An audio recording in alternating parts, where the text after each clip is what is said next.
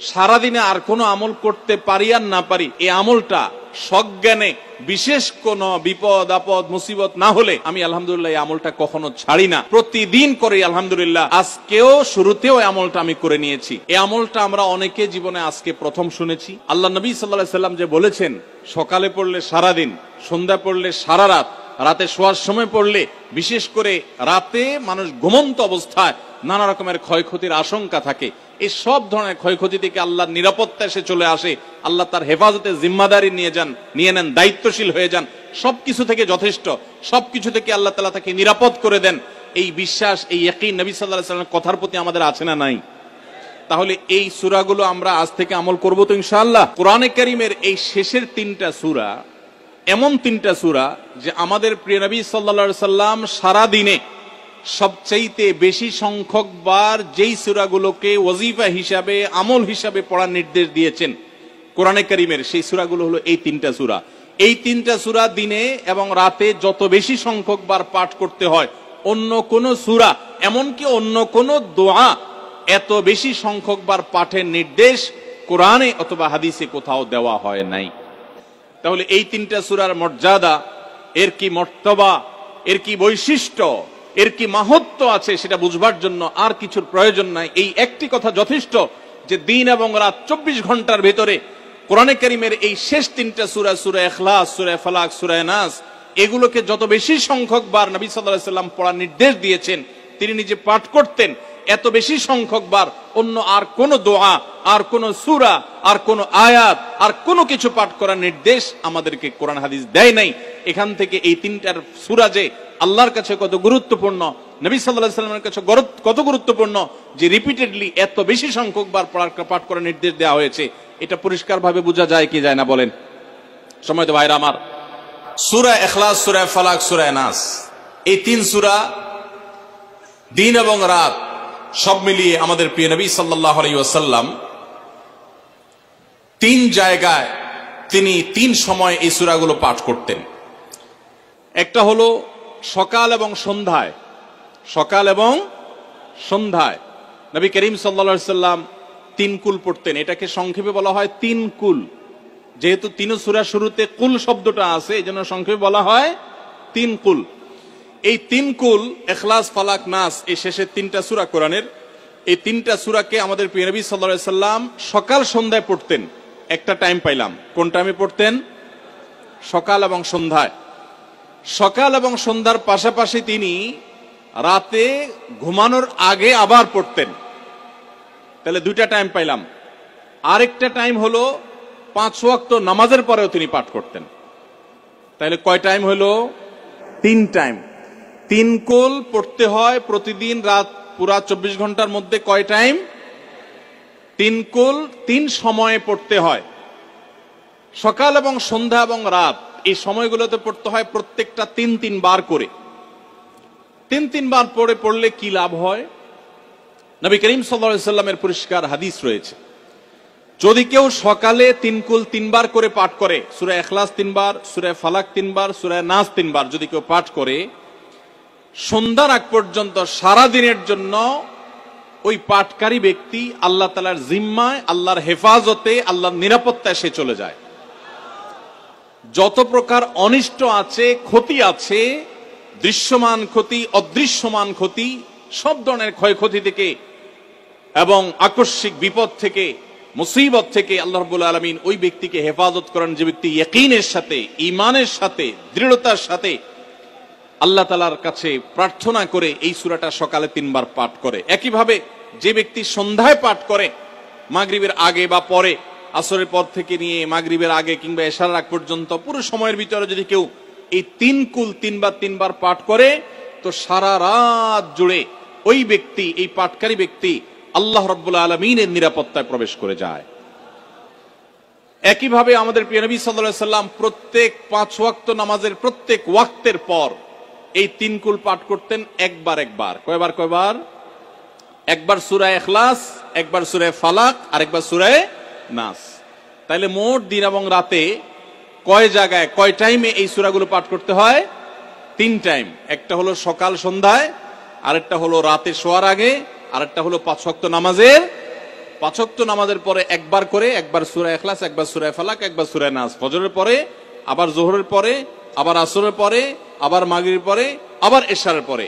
তাহলে দিন এবং রাত 24 ঘন্টায় এই 3 কুল কত বেশি গুরুত্বপূর্ণ হলে কোরআনের অন্য কোন সূরা, অন্য কোন আয়াত এত বেশি জায়গায়, এত বিভিন্ন জায়গায়, বিভিন্ন সময় নবী সাল্লাল্লাহু আলাইহি ওয়াসাল্লাম এত সংখ্যকবার আমাদেরকে পাঠের নির্দেশ দেন নাই।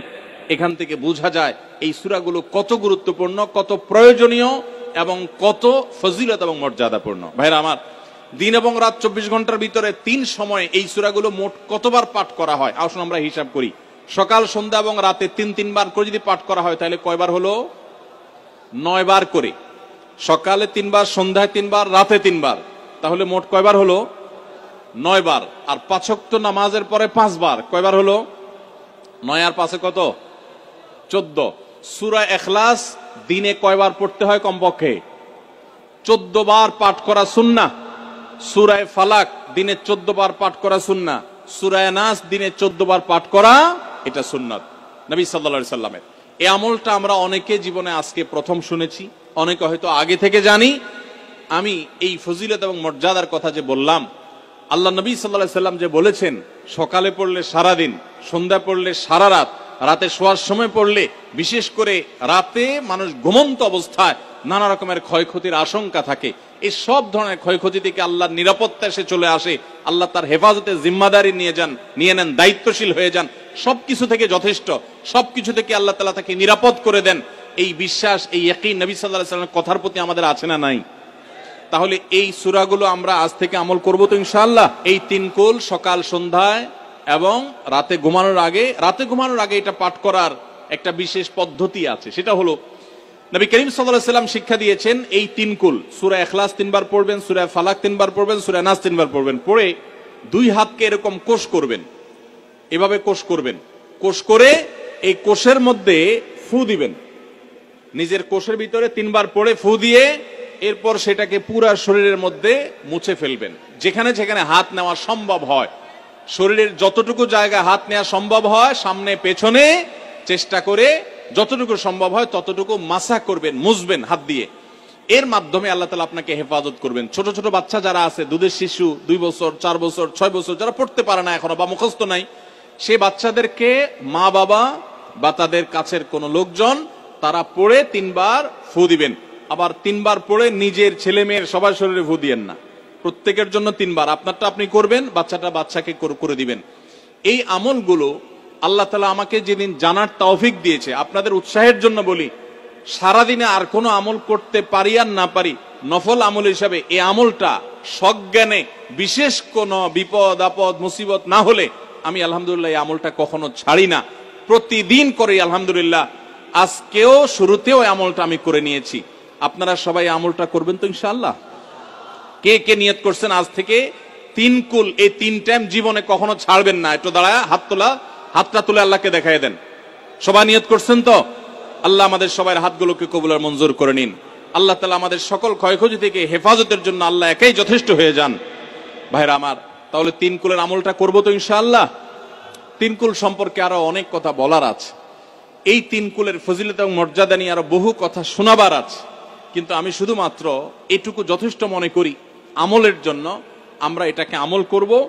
আমাদের সারা দিনে সারা রাতে কত রকমের বিপদ আপদের ভয় থাকে, আশঙ্কা থাকে। আপনি যদি কোন এলাকার কোন প্রভাবশালী ব্যক্তির সাথে আপনার পরিচয় থাকে, আর ওই ব্যক্তি যদি বলে তোমার কোনো সুবিধা অসুবিধা যেন না হয়, এই এলাকায় প্রবেশ করলে আমাকে একটা SMS করে রাখবা। ওই এলাকার থানা পর্যায়ে হলো ওসি সাহেব, জেলা পর্যায়ে হলে SP সাহেব, DC সাহেবের সাথে আপনার খুব হট লিঙ্ক, খুব ভালো সম্পর্ক, তিনি আপনাকে ভালো জানেন। আপনাকে বলে দিয়েছে তুমি সেখানে গেলে তুমি আমাকে শুধু SMS করবা। আপনি SMS করেছেন, তিনি রিপ্লাই দিয়ে বলেছেন ঠিক আছে তুমি এলাকায় ঢুকছো, আমি দেখতেছি, অসুবিধা নাই। ওই এলাকায় আপনাকে কেউ ডিস্টার্ব করলে, কেউ আপনার ক্ষতি করতে চাইলে, কোন অসুবিধা করতে চাইলে আপনার কোনো ভয় হবে? কারণ প্রশাসনের ব্যক্তিরা আপনাকে অভয় দিয়েছেন, তারা আপনার সাথে আছেন, তদারকি করছেন, আপনি নির্ভয় ফিল করবেন। প্রশাসনের ভাইদের হাতে সবকিছু নাই, সবকিছু আছে। তারা চাইলে সব ক্ষতি থেকে আপনাকে বাঁচাতে পারবেন না। হ্যাঁ, তারা চেষ্টা করবেন, এটা ঠিক। এইটুকুর কারণে যদি আপনার এত আস্থা তৈরি হয় তো আরশে আজিমের মালিক স্বয়ং আহকামুল হাকিমিন আল্লাহ রাব্বুল আলামিন, যার হাতে মানুষের জীবন, যার হাতে মানুষের মৃত্যু, যার হাতে মানুষের সকল লাভ, সকল ক্ষতি, সকল কল্যাণ, সকল অকল্যাণ, সেই আরশের মালিক বলছেন তুমি সকাল এবং সন্ধ্যায় রাতে শোয়ার সময় এই 3 কুলের আমল যদি তুমি করো তো আল্লাহ রাব্বুল আলামিন স্বয়ং তোমার সবকিছু থেকে তোমার জন্য যথেষ্ট হয়ে যাবে, তোমার আর কোনো কিছুর প্রয়োজন হবে না। আল্লাহর কথার প্রতি যদি ইয়াকিন থাকে, নবী সাল্লাল্লাহু আলাইহি ওয়াসাল্লামের হাদিসের প্রতি যে বিশ্বাস থাকে যদি, তাহলে ইনশাআল্লাহ আজ থেকে আমরা কেউ, আমার পর্দা আলের মা বোনরা যারা শুনছেন, আমরা যারা শুনছি, আমরা কেউ এই আমলটা ছাড়বো না ইনশাআল্লাহ। সবাই আমল করবো তো ইনশাআল্লাহ? তাহলে 3 কুল 3 টাইমে দিনে মোট 14 বার এটা আমরা পড়বো। এখন পড়ার ক্ষেত্রে আবার একটা সমস্যা হলো, এই টাইপের আমলগুলো আমরা পড়ি খুব তাড়াহুড়া করে। যেমন সুবহানাল্লাহ 33 বার, আলহামদুলিল্লাহ 33 বার, 5 ওয়াক্ত নামাজের পরে আল্লাহু আকবার, আছে না নাই? এগুলো সাধারণত কিভাবে পড়ে মানুষ বলেন? আমরা তো সবাই এ রোগের রোগী। কিভাবে পড়ি আমরা বলেন? সুবহানাল্লাহ সুবহানাল্লাহ সুবহানাল্লাহ সুবহানাল্লাহ সুবহানাল্লাহ সুবহানাল্লাহ সুবহানাল্লাহ। আমি যদি এখন মেজো ভাইকে বলি, ভাই আল্লাহ আপনার ভালো রাখবে, ভালো রাখছেন ভাই, কি হয়েছেন? আমি যদি তাড়াহুড়া করে কথা বলবো, উনি বলবে লোকটার কি মাথা কোনো সমস্যা হলো কিনা। কারণ আমি একটা মানুষের সাথে যখন কথা বলবো, এমনকি ওনার প্রশংসা, সুবহানাল্লাহ মানে আল্লাহর পবিত্রতা বর্ণনা করা, এটা আলহামদুলিল্লাহ মানে আল্লাহর প্রশংসা করা। তো আপনি আল্লাহর প্রশংসা, আল্লাহর গুণকীর্তন করতে গিয়ে যদি বলেন যে উনি খুব ভালো মানুষ, উনি এটা করে, উনি সেটা করে, আমি তাড়াহুড়া করে বলবো যে কি ব্যাপার ভাই, আপনারা কেউ দৌড়ায় নাকি? তো আপনি সুবহানাল্লাহ আলহামদুলিল্লাহ যদি তাড়াহুড়া করে পড়েন, তো এই সুবহানাল্লাহ আলহামদুলিল্লাহ যে মর্যাদা আপনার পাওয়ার কথা, তাড়াহুড়ার কারণে সেই মর্যাদা পাবেন না। মহব্বতের সাথে পড়বেন, অর্থ বুঝে, সুবহানাল্লাহ সুবহানাল্লাহ সুবহানাল্লাহ আলহামদুলিল্লাহ আলহামদুলিল্লাহ। কোয়ালিটি মেনটেন করবেন। দেখেন আমাদের মুসলমানদের, গোটা দুনিয়া জুড়ে মুসলমানদের একটা বড় ত্রুটি হলো যে আমরা আজকাল কোনো কাজে, সেটা দুনিয়ার কাজ হোক আর আখিরাতের কাজ হোক, সব কাজেই আমরা তাড়াহুড়া করে কোয়ালিটিটা নষ্ট করে ফেলি, আমরা কোয়ালিটিটা ঠিক রাখি না। আমার আফসোস লাগে অমুসলিম প্রধান দেশগুলোতে যখন যাই বা তাদেরকে যখন দেখি যে তারা কাজের মধ্যে কোয়ালিটিটা ঠিক রাখে, যেটাই করে কোয়ালিটি ঠিক রাখে, অথচ এই নির্দেশ আমাদেরকে আমাদের রাসূল দিয়েছেন, ইন্নাল্লাহা ইউহিব্বু ইযা আমিলা আহাদুকুম আমালান আইয়ুতকিনাহু, আল্লাহ পছন্দ করেন বান্দা যেই কোনো কাজ করুক, আমালান আই আমালিন, যেই কোনো কাজ করুক, সেটা দুনিয়ার কাজ হোক, সেটা আখিরাতের কাজ হোক, সুদৃঢ়ভাবে করবে, সুন্দরভাবে করবে, উত্তম রূপে করবে, এটা আল্লাহ তাআলা পছন্দ করেন। আর আজকাল আমাদের অবস্থা কি? আমাদের অবস্থা হলো যে আমরা তাড়াহুড়া করি। ভাইরা আমার, এই তাড়াহুড়া করে কোয়ালিটি নষ্ট করা যাবে না, বরং 3 কুল যতবার যেখানে পড়তে বলা হয়েছে মহব্বতের সাথে আস্তে আস্তে পাঠ করবেন। আল্লাহ আমাদের সবাই